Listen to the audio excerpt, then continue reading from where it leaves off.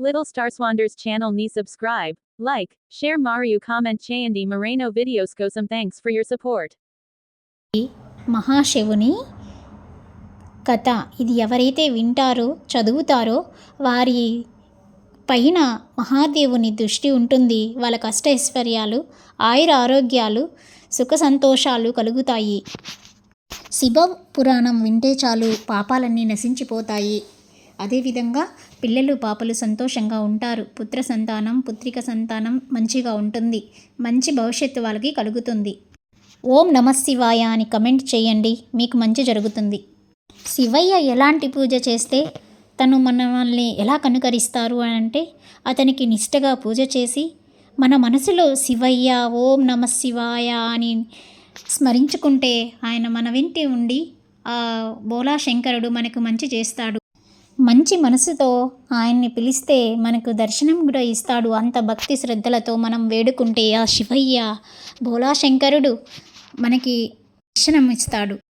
మనసు లగ్నం చేసుకొని ఆయన్ని మనసారా స్మరిస్తూ ఎటువంటి పాడు ఆలోచనలు లేకున్నా మనం భక్తితో శ్రద్ధతో మనం ఆయనని పూజ చేస్తే మనకు తప్పకుండా మంచి జరుగుతుంది. సో ఓం నమః శివాయ అని టైప్ చేసి కమెంట్ రూపంలో మీరు తెలియజేసి ఆ శివయ్యని మనసారా పూజించండి, మీకంతా మంచి జరుగుతుంది. అదేవిధంగా ఈ శివ పురాణాన్ని మీరు విని మీ పిల్లలకి వినిపించి మీరు లైక్ చేసి షేర్ చేసి మీ ఫ్రెండ్స్ని కూడా ఇలాంటి శివ రామాయణాన్ని వినిపించి వాళ్ళని మంచి మార్గంలోకి నడిపిస్తారని కోరుకుంటూ, మీ పక్కనే ఉన్న బెల్ ఐకాన్ని మీరు క్లిక్ చేస్తే మీకు మరిన్ని న్యూ వీడియోస్ నోటిఫికేషన్స్ మీకు అందుతాయి. శివ పురాణం పూర్తిగా మీరు విని హ్యాపీగా సంతోషంగా ఉండాలని కోరుకుంటూ ఈ శివ పురాణాన్ని మీకు అందరికీ అందిస్తున్నాను. థ్యాంక్స్. పురాణంలోకి వెళ్దాం. శివ పురాణం 6వ భాగానికి స్వాగతం.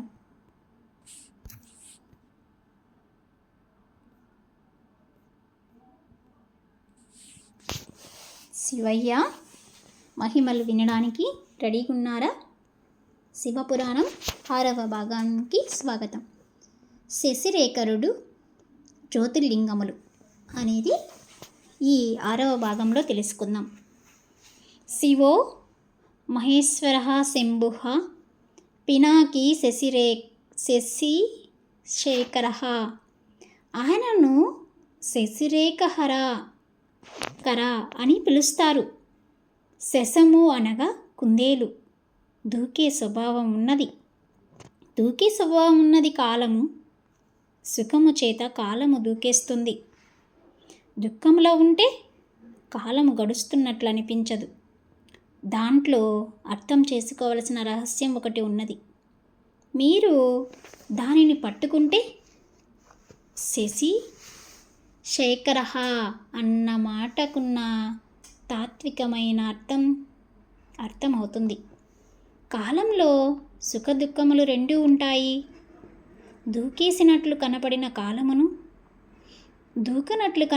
కాలమును వైదిక సమన్వయం చేస్తే మీరు రోజు చెప్పేటప్పుడు కాలమును ఎలా చెబుతారు? శ్రీ విరోధి నామ సంవత్సరే ఉత్తరాయణే శిశిర ఋతౌ మాఘమాసే శుక్లపక్షే పంచాయం భూమవాసరే శుభనక్షత్రే శుభయోగే శుభకరణే ఏవం గుణ విశిష్టాయం శుభతిథియే శ్రీమతః అని చెప్తాము. ఎవడు అయినా పాదములు పట్టుకున్నాడో అటువంటి వాడికి జ్ఞానము ఇచ్చి కాలాతీతుడిని చేసి మళ్ళీ పుట్టవలసిన అవసరం లేని స్థితిని కలిగించగలడు. కాలము ఆభరణముగా కలిగిన వాడిని చెప్పడానికే చంద్రరేఖను పొంది ఉంటాడు. మోక్షం ఇవ్వగలవాడని చెప్పడం కోసమే చంద్రరేఖను ధరించి ఉండటం. ఇదే శశిశేఖర అన్న మాటకు అసలు తాత్వికమైన రహస్యం. కానీ మనం సోమనాథలింగము అన్న మాటను ప్రస్తావన చేస్తాము. శాస్త్ర సంబంధమైన మాటలలో కొన్ని ఆశ్చర్యకరమైన మాటలు ఉంటాయి. మీరు కంచిలో ఉన్న శివలింగం దగ్గరికి వెళ్ళి దానిని జ్యోతిర్లింగం అంటే శాస్త్రం అంగీకరించదు. దానిని అష్టమూర్తుల యందు ఒక లింగము, పృథ్వీలింగము అని పిలుస్తారు. పంచభూతలింగములలో ఒకటి. కాళహస్తిలోని లింగము వాయులింగము. అది జ్యోతిర్లింగం కాదు. శంభుకేశ్వరంలోని శివలింగం జలలింగం. అది జ్యోతిర్లింగం కాదు. కానీ కొన్ని శివలింగములను జ్యోతిర్లింగములని పిలుస్తారు. సౌరాష్ట్రే సోమనాథం చ శ్రీశైలమల్లికార్జునం అని మనం ద్వాదశ జ్యోతిర్లింగ స్తోత్రం చదువుతుంటాం. సౌరాష్ట్రే సోమనాథం చ శ్రీశైలే మల్లికార్జునం అని మనం ద్వాదశ జ్యోతిర్లింగ స్తోత్రం చదువుతుంటాం. ఈ 12 మనం జ్యోతిర్లింగములని పిలుస్తున్నాము. సోమనాథుడు సోమనాథ్ గుజరాత్, మల్లికార్జున స్వామి శ్రీశైలం ఆంధ్రప్రదేశ్. సోమనాథ్ గుజరాత్లో ఉంటాడు. మల్లికార్జున స్వామి శ్రీశైలం ఆంధ్రప్రదేశ్. మహాకాళేశ్వరుడు ఉజ్జాయిని మధ్యప్రదేశ్. అమలేశ్వరుడు ఓంకారేశ్వరం మధ్యప్రదేశ్. వైద్యనాథుడు పల్లి మహారాష్ట్ర. భీమశంకరుడు పూణే మహారాష్ట్ర. రామలింగేశ్వరుడు రామేశ్వరం తమిళనాడు. నాగేశ్వరుడు ఔండా గుజరాత్.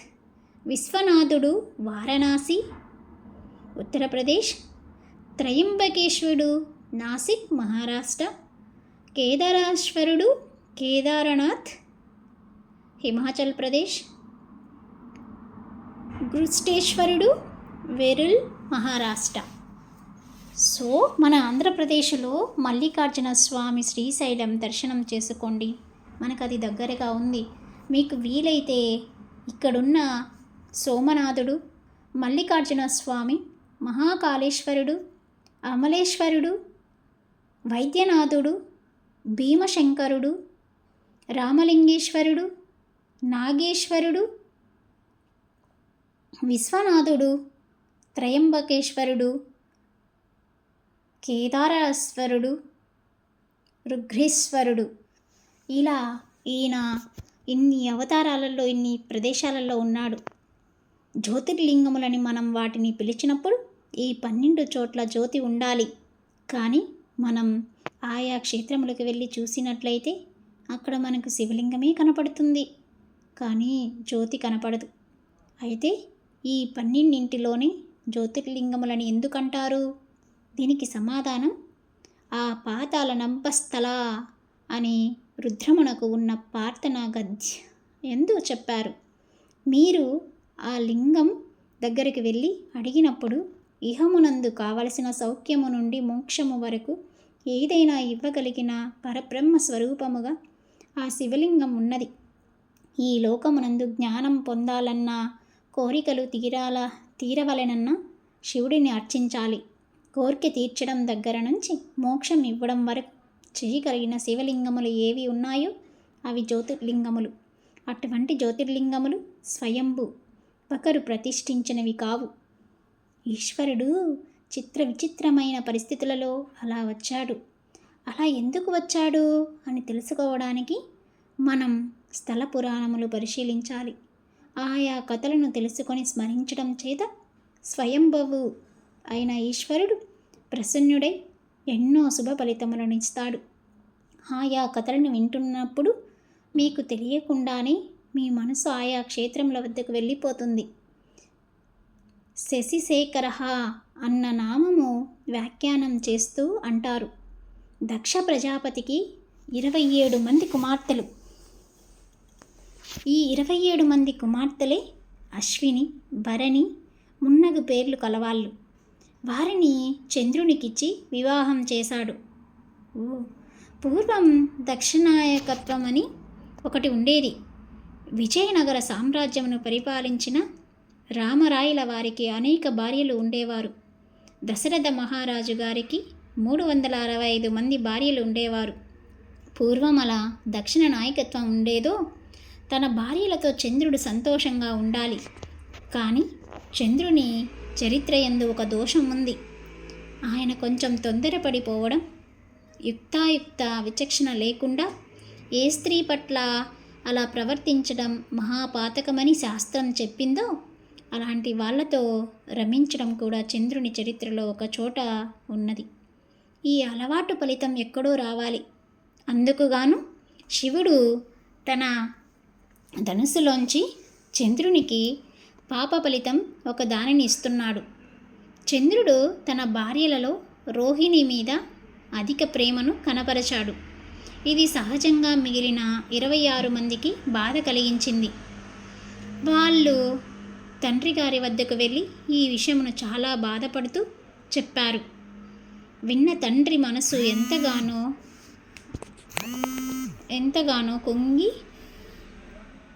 కుంగింది. ఆయనకు చంద్రుడి మీద చాలా కోపం వచ్చింది. వెంటనే దక్ష ప్రజాపతి చంద్రలోకం వెళ్ళాడు.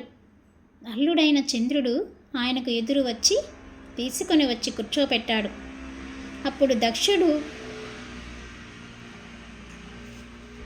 చంద్రునితో, నీకు నేను నా 27 మంది కుమార్తెలను ఇచ్చి వివాహం చేసినప్పుడు అందరినీ జాగ్రత్తగా సమానంగా చూసుకుంటాను అని మాట ఇచ్చావు. కానీ నీవు ఒక్క రోహిణితో మాత్రమే ఉంటున్నావని తెలిసింది. అందరినీ సమానంగా చూసుకో అని చెప్పాడు.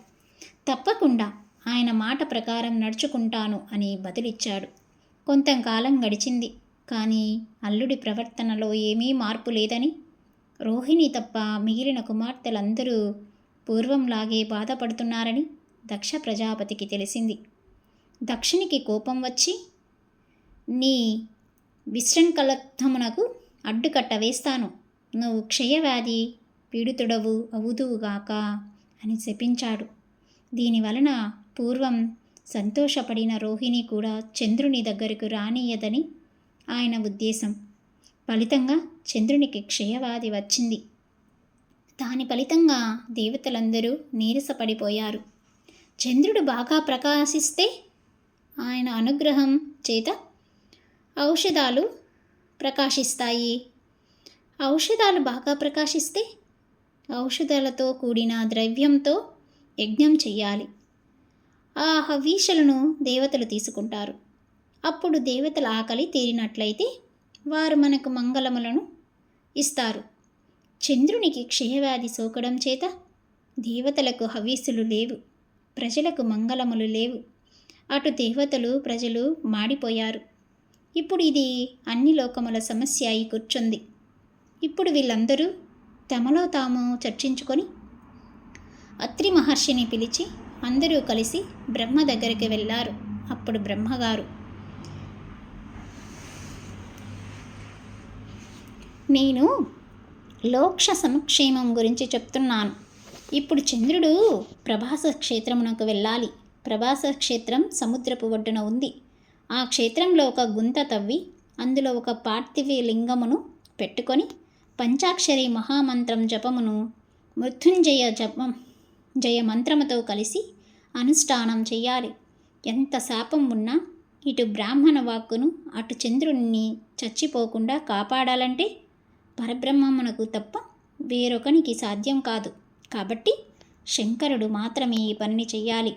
అందుకని అక్కడికి వెళ్ళి పార్థివలింగమునకు అర్చన చెయ్యమనండి అని చెప్పాడు. వెంటనే చంద్రుడు ప్రభాస క్షేత్రమునకు వెళ్ళి పంచాక్షరి మంత్రమును మృత్యుంజయ మహామంత్రముతో అనుసంధానం చేశాడు. ఇప్పుడు ఎవడు వ్యాధిని ఇచ్చాడో వాడే శివాశరవాయ తవత్థాయాయ నో రుద్రమృడాయ రక్షించాలి. కొన్ని కోట్ల జపం అయిపోయిన తర్వాత భగవానుడు శంకరుడు పార్వతీ సహితుడే ప్రత్యక్షమై, ఏమిటి నాయన నీ అభీష్టము అని అడిగాడు. అప్పుడు చంద్రుడు తనకి క్షయవ్యాధి తగ్గిపోయేలా చేయమని పరమేశ్వరుణ్ణి ప్రార్థించాడు. ఇప్పుడు నీ క్షయవ్యాధి పోతుంది అని పరమాత్మ అనగలరు. కానీ అలా అనినట్లయితే దక్ష ప్రజాపతి మాటకు విలువ లేనట్లవుతుంది. ఆయన మాట నిలబడాలి. తప్పు చేసిన వాడేనైనా తన పాదములు పట్టుకున్నాడు కాబట్టి అతని బుద్ధిని కూడా సంస్కరించాలి.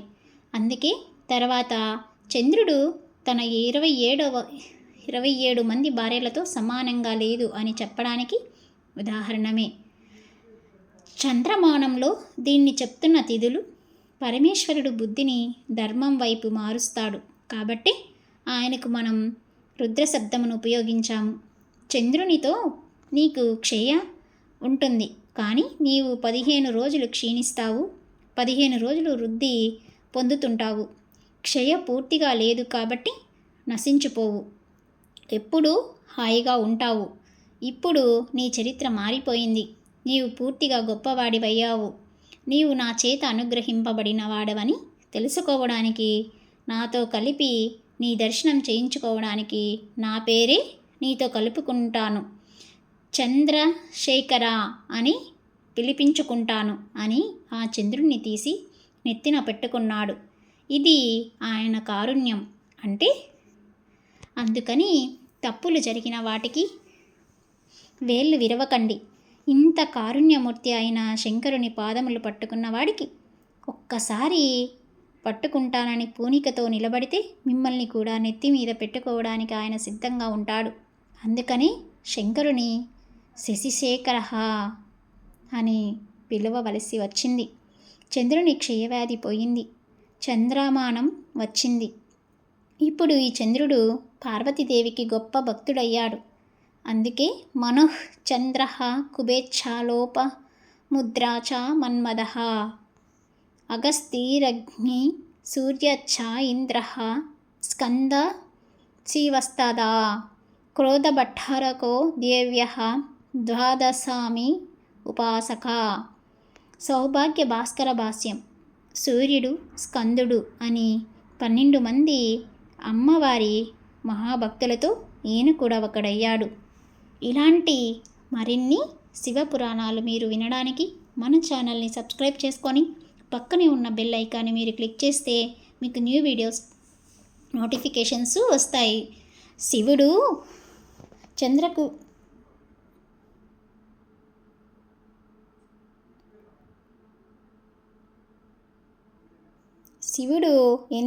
ఎందుకు శశిశేఖర అని పిలువబడ్డాడు? చంద్రుడుని తన క్షయవ్యాధి నుంచి పూర్తిగా తొలగించకుండా సగం వరకు తొలగించి ఆయన్ని పూర్తిగా నశింపచేయకుండా దక్ష ప్రజాపతి ఇచ్చిన శాపానికి గురవ్వకుండా 15 రోజులు ఇలా 15 రోజులు పెరుగుతుండడం, 15 రోజులు తగ్గుతుండడం అలా చేసి ఆయనని నెత్తిపైన ఉంచుకోవడం వల్ల మన శివయ్యకి అలాంటి పేరు వచ్చింది, శశిశేఖర. ఓకేనా ఫ్రెండ్స్? సో దేవతల్లో కూడా అలాంటి భేదభావ్యాలు ఉండడం వల్ల మన శివయ్య ఆ చంద్రుని యొక్క లోపాన్ని తొలగించడానికి అలా చేశాడు. అందుకే మన శివయ్యని చంద్రశేఖర అని కూడా పిలుచుకుంటారు. మన శివయ్య చేసే ప్రతి ఒక్కటి వాళ్ళలో ఉన్న దుర్బుద్ధులు అన్నీ పోగొట్టడానికి అని మనకు అర్థమవుతుంది కదా ఫ్రెండ్స్. సో చంద్రుడు కూడా చూసారా అండి, దక్ష ప్రజాపతి అయినటువంటి 27 మంది కుమార్తెలను భార్యలుగా చేసుకొని వాళ్ళని సమంగా చూస్తాననుకొని వాళ్ళకి ప్రమాణం చేసి, కానీ రోహిణితో ఒక్కదానితో మాత్రమే తను సంతోషంగా ఉండి మిగతా వారితో అంతగా పట్టించుకోకపోయాడు. సో దక్ష ప్రజాపతి, ఆయన ప్రజాపతి అనగానే మీకు అర్థమైందనుకుంటాను, ఆయన ప్రజలందరికీ అధిపతి, రాజు. సో అటువంటి రాజు కూతుర్లకి కూడా పాపం చంద్రుడు ఇలా చేయడం ఆయనకి బాధ కలిగింది. ఒక్కసారి వెళ్ళి తనకి వార్నింగ్ ఇచ్చినా కూడా చంద్రుడు ఓకే చూసుకుంటానని చెప్పి కూడా ఆయన అలా వినకపోవడం దక్ష ప్రజాపతిని చాలా మనస్తాపానికి గురి చేసింది. నా పిల్లల్ని ఇలా బాధ పెడుతున్నాడని కోపముతో సో చంద్రునికి క్షయవ్యాధి వచ్చేటట్టు క్షీణించిపోతావని చెప్పి శాపం పెట్టాడు.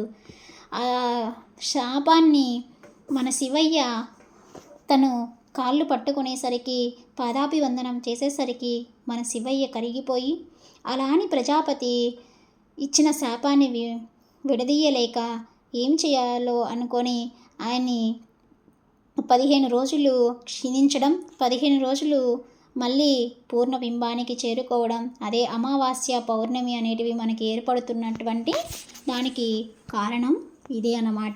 సో అలా చేరిన తర్వాత చంద్రుణ్ణి ఎప్పుడైతే క్షీణించి ఉన్నాడో, చంద్రాకారం అయ్యాడో, అప్పుడు ఆయన్ని తీసుకొని తన జుట్టు పైన పెట్టుకొని చంద్రశేఖరుడయ్యాడు మన శివయ్య.